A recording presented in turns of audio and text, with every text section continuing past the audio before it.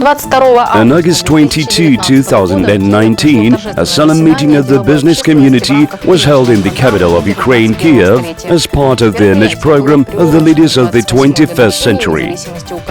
Hello, you are watching the news of the Techenergoprom Group. And the state residence, the Malyi Mariyinsky Palace, the Assembly of Business Circles of Ukraine, summed up the activities in various sectors of the economy, science and culture. The best representatives of these areas were awarded with orders and awards.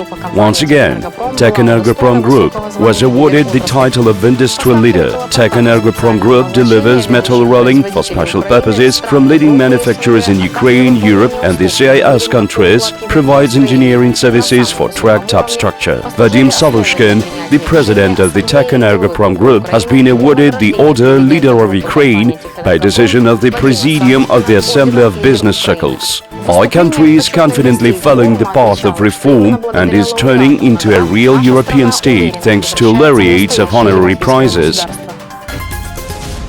The Techenergoprom Group's award was the result of a significant contribution to the development of the country's economy. The Techenergoprom Group's activities will continue to be aimed at confirming the high rank of leader.